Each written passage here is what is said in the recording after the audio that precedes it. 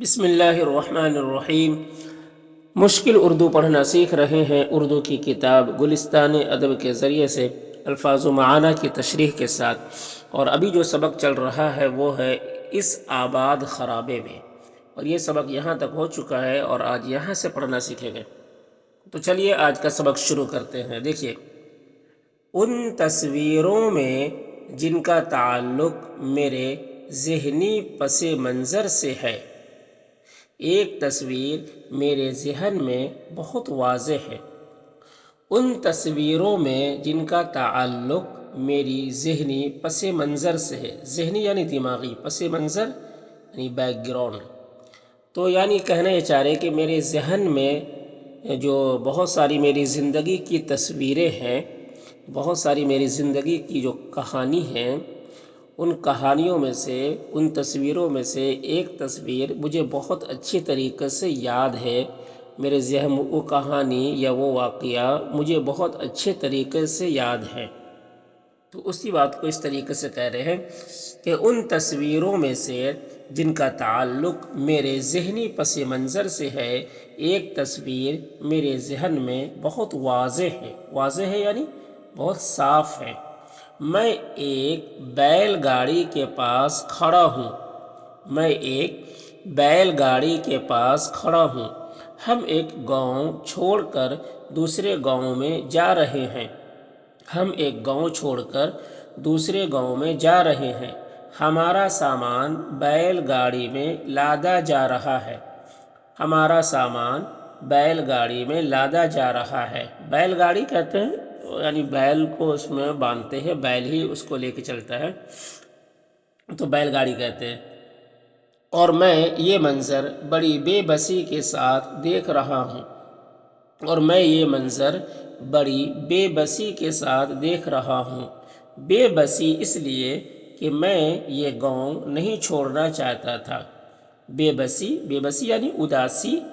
بے بسی اس لیے کہ میں یہ گاؤں نہیں چھوڑنا چاہتا تھا۔ اس گاؤں کا نام رکڑی تھا۔ اس گاؤں کا نام رکڑی تھا۔ یہاں بہت سے جوہر تھے۔ یہاں بہت سے جوہر تھے۔ جوہر کہتے ہیں تالاب کو کہتے ہیں، پوکھرا کو کہتے ہیں، جھیل کو کہتے ہیں، چھوٹا تالاب کو، ٹھیک ہے، تالاب ہو جس میں پانی، برسات کا پانی جم گیا ہو، برسات کا پانی سے جو بھرا ہو، تو اس کو کہتے ہیں، اس تالاب کو، اس جھیل کو پوکھرا کہتے ہیں سب۔ یہاں بہت سے جوہر تھے۔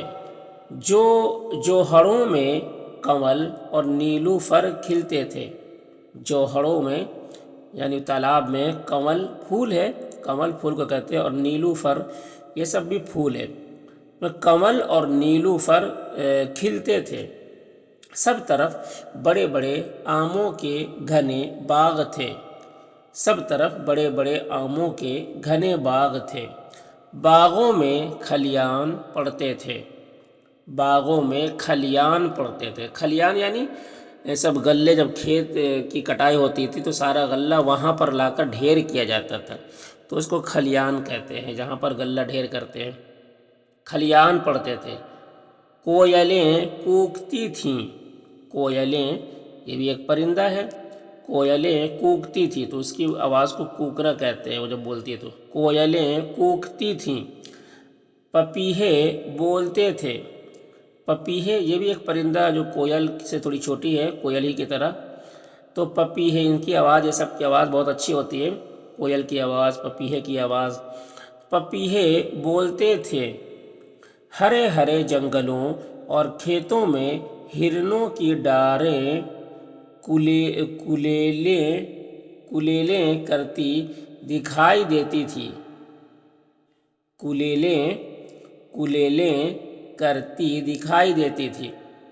ہرے ہرے جنگلوں اور کھیتوں میں ہرنوں کی ڈاریں کہتے ہیں، ہرنوں کی ڈاریں یعنی ہرنوں کی قطار، اس کی لائن، ٹھیک ہے، ہرنوں کی ڈاریں یعنی اس کی ہرنوں کی جھونڈ، اور وہ لائن سے ایک دم لائن بنا کر، قطار کے ساتھ اور لائن بنا کر چلنا۔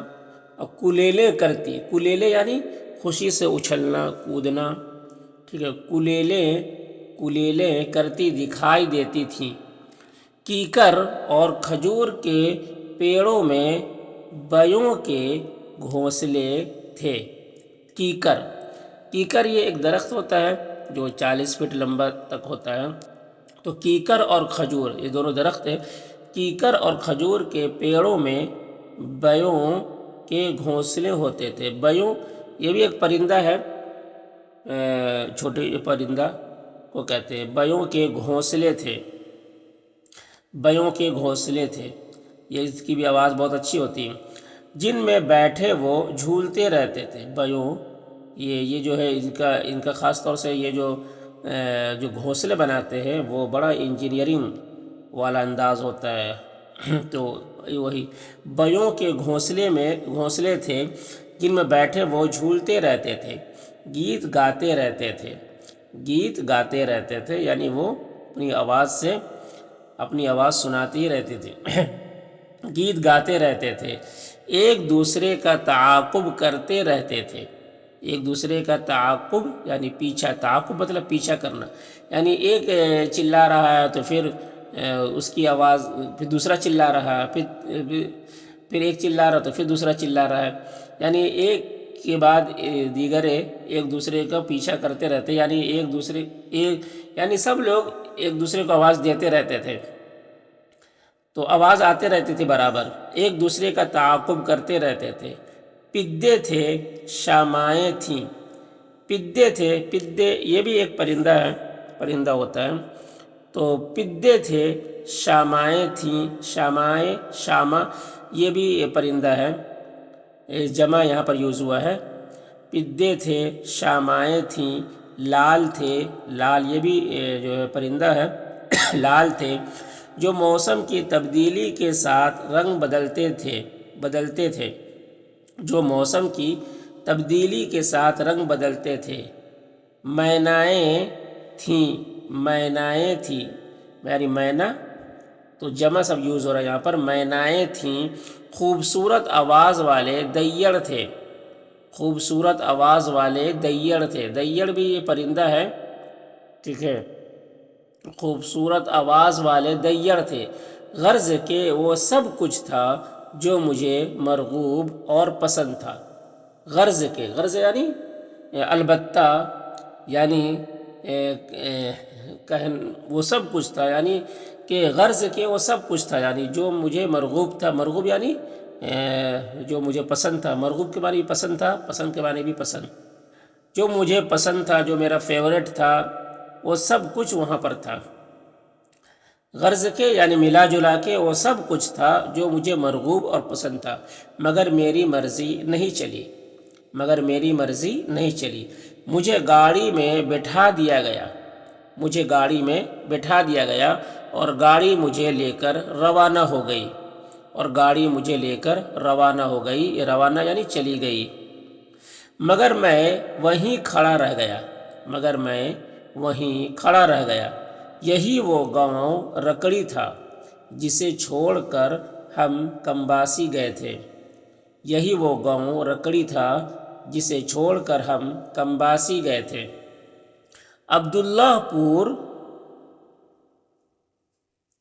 अब्दुल्लाहपुर यानी जमुनानगर से चलकर हम जगाधरी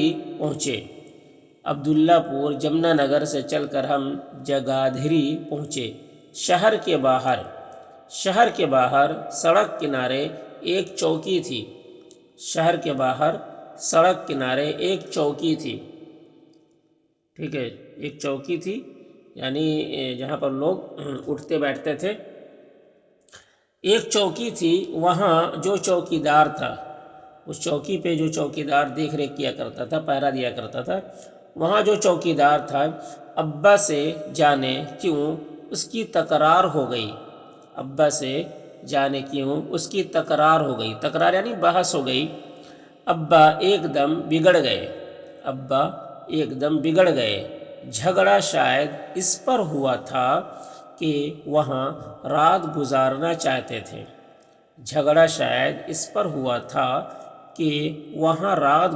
चाहते थे।